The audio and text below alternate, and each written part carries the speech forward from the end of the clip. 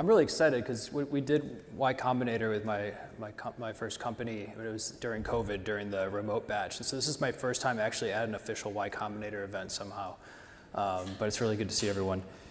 Thanks guys for being on stage. Yeah, just a quick one on what we've been working on. I mean, it's been great to hear such myriad voices on the importance of technology and innovation, and also where that really overlaps, not just sort of tech for tech's sake, but understanding that our economy is it's made up of people, and like the senator was talking about earlier, this genius comes from all over the place, whether it's where I'm from in the Midwest, where you're from, or on the coasts. And I think we're in a really interesting position right now where a lot of folks are realizing the importance of being able to build and make things back in the US, and so it's been a real distinguished honor for me for the last few years to kind of focus on this broader mission of reindustrialization. So we have this trade org called the New American Industrial Alliance, where YC is a member, along with a lot of other great small companies, all the way to some of the largest companies in the world.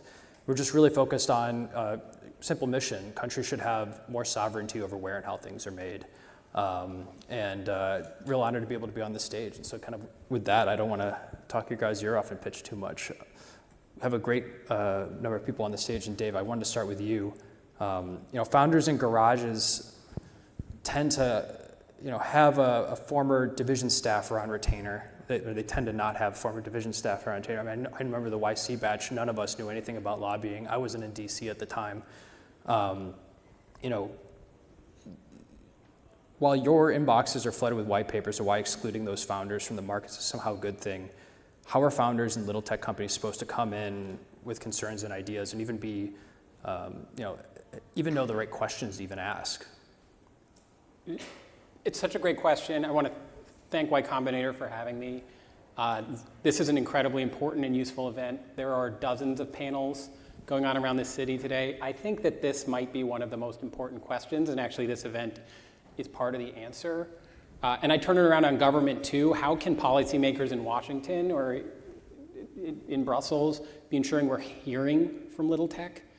And the reason this matters for those of you new to the competition conversation is we're coming out of a generation of policymaking completely dominated by large, powerful companies.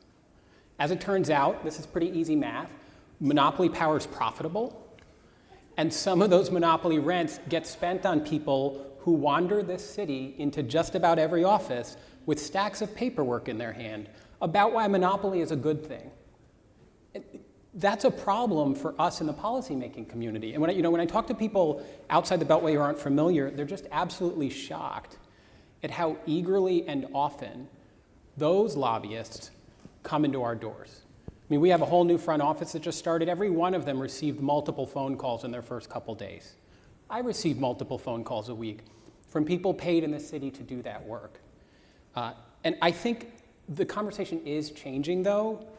You saw, when President Trump nominated Gail Slater, he said big tech has run wild for years.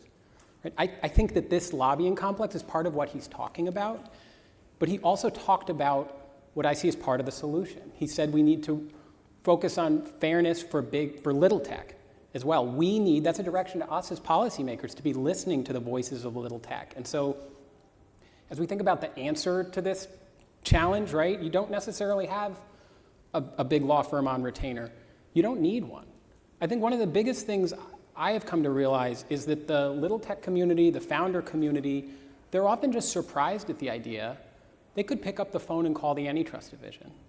They could read that brief and see a bunch of people's names on it, find it on our website, the phone numbers are there, and come into our inboxes. That's definitely what the sort of monopoly lobbying industrial complex is doing. And so the number one message I'd encourage for you all from this summit and in general is please come to us, tell us your stories. We need to hear them and understand them. I like it. All right, very open-ended question for you. Why should founders care about the DMA? Try to keep it to 15 minutes and 13 seconds. Thanks for the question, and thanks for having me. I also have to say, sorry, that I'm speaking in personal capacity, and so my views do not necessarily reflect the position of the Commission. So developers should care about the DMA because a lot of the conversations that we had today point to the fact that it's essentially developers should have more rights today than they had before, and that's exactly what the DMA does. So the DMA today already creates opportunities that were not there before the DMA entered into force. So the DMA essentially specifies some do's and don'ts that gatekeepers, so big tech, has to implement, and this creates some very concrete possibilities that did not exist before. And I just want to give like a very concrete example. Just 2 weeks ago, we adopted a specification decision on Apple for iOS that really specifies how Apple should implement interoperability for certain features in iOS. And one of these, for example, is access to iOS notifications, which is very useful for third-party smartwatches. Another feature is all the functionalities that are necessary to build an alternative to AirDrop, which of course also opens up a lot of different opportunities, including, let's say, cross-platform file sharing. So the DMA is already enforced today. The Commission is enforcing it, including via these very powerful tools that are specification decisions that allow us to define exactly what the company needs to do. And developers should really be involved in this process, as they are. I mean, we ran a public consultation, for example, but we would have liked to hear from even more developers that we heard about. How do you balance, not to go too off-piste, but sort of, sort of the reputation, I think, that a lot of the larger companies try to put on Europe as being, against, or having issues with free speech as being a way to regulate a lot of these, as a way to regulate around the real issues like you're talking about, and being an excuse to not have to comply with things like DPA, raising the flag of free speech, and sort of, what I find to be kind of cynical things. Do you see it the same way? Not to beg the question. No, I mean, I think so. Something that was very clear in the letter from that the Y Combinator sent to Donald Trump is precisely that. I mean, the DMA creates opportunities, and this is really, this panel is not about other regulations. Yeah. So the DMA creates opportunities for little tech that are necessary for a level playing field. So I really think that that's the important message. And that level playing field, of course, the beneficiaries are all little tech players, right? So that applies to any player in any jurisdiction, well, not their jurisdiction, but also American companies, let's say. Well, this is, we've managed to have everyone sit in the perfect order. This is perfect. So for the way I have my questions written. So Jamie, Katie, it's sort of a reflect off the question I asked David earlier.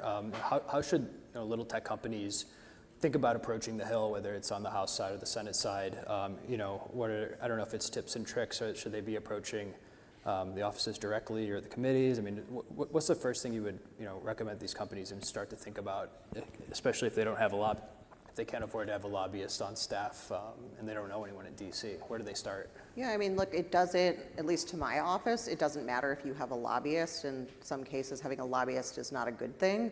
Yeah.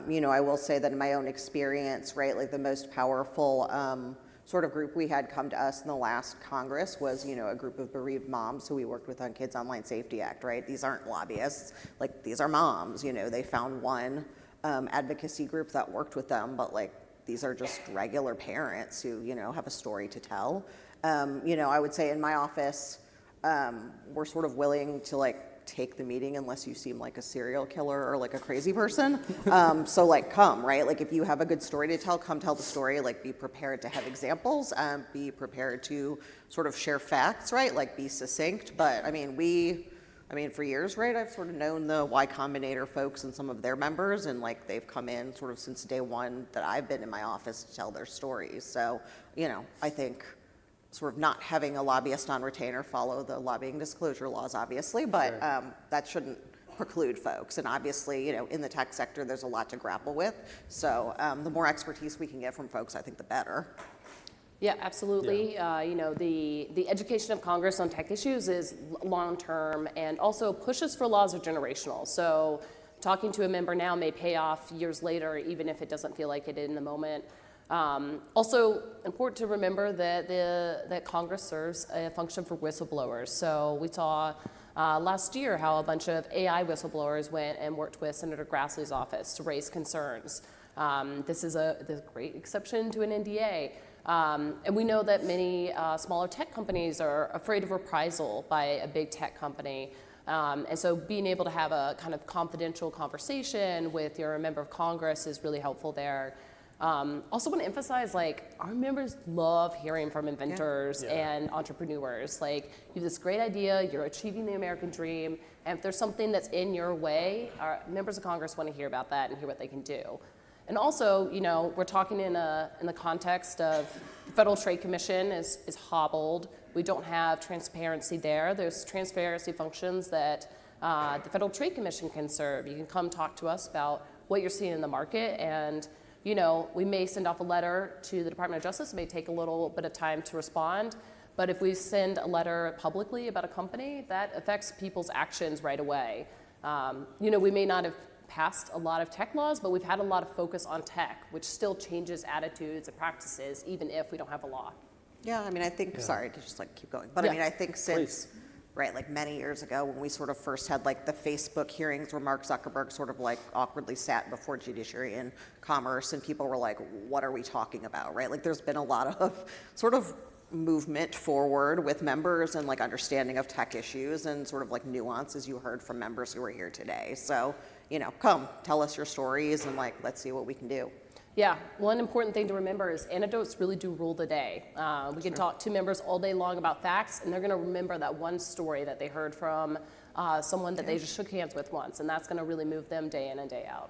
Yeah, I think a lot of founders see like, you know, these big, like the Zuckerberg, for example, or these big examples, someone going in front of, testifying in front of Congress, and they think that that's how you have to engage. And I don't think a lot of people realize, kind of back to what you said, David, it's a lot of like smile and dial, like in sales. I mean, just pick up the phone and start calling these people, and especially if they're your actual representative. It's someone on their staff's job to actually, you end up in a database and they have to ultimately reply to what you're talking about. I've heard some horror stories too of a lot of founders from, it's actually kind of the other side, like you mentioned, sometimes it's a negative signal to have a lobbyist. Heard a couple horror stories of later stage founders who show up, their company's already worth billions of dollars, and they just kind of show up on a roadshow just to kind of sell their book, and they're not even really prepared to have an ask. And so I think a lot of early stage companies might be really, I think, surprised to find out how well they're received, especially if they're doing something and they're well prepared and earnest and just kind of show up. Yeah, I mean, members of Congress work on behalf of everyone in their district, even if that person is a founder or not. So talking to them is key. We should have a YC, Gary, we need like a YC, I don't know, it needs to be part of like the first couple of weeks or something like that. How to hack Washington. Back to Andrea. So do founders often get in touch with the EC and directly, talk about non-compliance? I mean, talk about sort of fear of reprisal. How do you guys, is there a lot of inbound, or do you guys kind of have to, is it a lot of sort of pulling information out of people? Yeah, so I mean, developers and third parties generally get in touch a lot with us. We hear a lot from them, and we do want to hear from them because ultimately they are the beneficiaries of the DMA, so they are the ones that we work for effectively. So I have to say that I would like to hear from them even more. And I can give an example. I mean, so the other day, so we adopted these specification decisions, and they were on Hacker News. And on the same day, Eric Medzikowski, who's the founder of Pebble, published an article complaining about the fact that Apple does not give enough interoperability to give a good experience with the future Pebble smartwatches. And so our measures were addressing precisely the kind of complaints that Eric was making. And it turns out that his complaints got like 3 times the upvotes that our measures got on Hacker News. I mean, and of course, no offense, but this shows that I think it's also to us to kind of publicize better our work in the sense that we want developers to tell us first of all what they need. Second, whether there is a problem in the compliance solutions that gatekeepers put in place. So now, again, the DMA is already law, so it is already in force, but of course there is a lot of discussion to be had on implementation, right? How do we implement the DMA in a way that actually works? and especially for obligations that are very technical, like interoperability, data portability, David was speaking before. It is absolutely crucial that these obligations are implemented in a way that works for developers, for founders, for builders, right? Otherwise, we will not achieve, what is the desired outcome of the DMA, which is innovation and a level playing field. I know Eric, he was our badge partner in YC. He's a great guy. He is. It's interesting when I'm thinking about this in the same way that, companies, I think some of the real secret to success of YC and broadly Silicon Valley is you end up building these dense, high trust networks of people who can share information. And in some ways, what we're doing, with what YC is doing here, and more broadly speaking, I moved to DC for love. I fell in love with a girl who lives here and works here. So that's why I ended up here, not for my career, but it's been interesting for the last year and a half just seeing a lot more folks with my background, technical, entrepreneurial background, realizing there's a huge opportunity to come to town here and build the same dense trust, decentralized trust networks who understand sort of this tribal knowledge that, again, as like a guy from the Midwest who first was trying to get into tech, I didn't know, what a safe note was or any of this stuff, but you learn it through those friendship networks. And the same thing, I think these what's interesting for YC's opportunity is to keep doing this kind of stuff in DC and let everyone know, it's probably a lower barrier to entry, for example. You don't have to hire lobbyists for $1 bajillion. I would really like to see at some point, developers that can come to us, or even especially, get in touch with gatekeepers to make use of their rights, just as naturally as today they file an issue on GitHub, right? Yep. Or they choose an open source license. These are all things that developers do today, and we want to see that kind of culture, compliance culture, to move also in terms of antitrust and the DMA. Yeah, and just a lot of people just don't know this is an option. Kind of jump ball to no, Dave, what's up? I just wanted to echo that because I think you mentioned defending your rights. It's such an important way for founders and small businesses to think about what the antitrust laws provide to them, right? So it's a bill of economic rights. You have the right to build a business and compete on the merits, and if you have a better product, win, right? That's really foundational. I think we've heard a number of senators talk about that today. And we don't really know how your rights are being violated until you come and tell us about that conduct that is excluding you from a market. And then we can kind of start that process. And I think as Senator Hawley talked about, when you actually put the rights of founders or entrepreneurs against the sort of protection of the monopolist, the rights are going to win. Totally. It's also good to note that, we're talking here from kind of a point of view of DC and Brussels, but we also have the states here in the United States, and they're passing laws, and they're competing against each other to ensure that their own laws are enforced and to enact laws that better protect their populace. So sometimes getting in touch with your state legislature or your AG, your attorney general back home, could be a faster way of having process. And we pay attention to state laws, what the AGs are bringing as well. There's a great piece of work that the Foundation for American Innovation recently put out, the State Permitting Handbook, where Thomas Hochman went through, and there's basically came a plan for sort of hack local permitting, and I think a lot of companies just don't realize these resources are out there. So with a minute and 24 seconds left, sort of jump ball, not to beg the question too much, but is this sort of conversation absurd on its face? How can small businesses really compete against these companies that just have billions of dollars and effectively grow in a town that seems to only be run on money? Or have we squeezed the juice on that question? Because I think I guess I'll just say, you put it that way, but it's not just about money, right? Ideas, the better they are, the easier they carry, right? So no matter how large of a microphone bad ideas might have in some of these debates, good ideas will kind of propagate. And we're already seeing that success, I think, in the last 6 or 8 years of antitrust enforcement, a lot of success from small families. And there's a benefit to working together, right? Y Combinator can be a voice because they're representing the point of view of tons of startups, ProtonMail, DuckDuckGo, and others also work together to say, singing all from the same hymnal, that we are seeing the same anti-competitive abuses in the market. Please do something. And so that's really quite low cost, just adding your company's name to a group or joining in a call to action. Doesn't require lobbyists, doesn't require a full-time policy person, but can have a really outsized impact. I also think we need to regulate sort of regulate right size. I think that's what Senator Hawley was suggesting, though I don't speak for him because I don't work for him. But, I think that it doesn't have to be, like the free market forever and, that's it, or like full on, DMA, for example, right? Like there's room for sort of like smart approaches in between, which is what my boss has been trying to work with folks on commerce and judiciary to do. And so, it doesn't mean it has to be all or nothing, right? So. And also in the case, I think, of the DMA, again, it's really about making use of the rights that are already established by law and also of the compliance implementations that gatekeepers have put in place. Yeah. So I don't know how many founders today know that actually under the DMA, they can submit an interoperability request for Apple. So Apple has an official platform, an official portal to actually submit these interoperability requests. So if they need anything, they can do that under the DMA. And then we also have visibility on that, and then we can get in touch, right? So these are very concrete steps that they can take.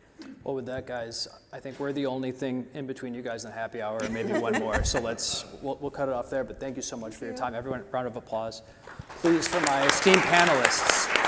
Thank you, guys.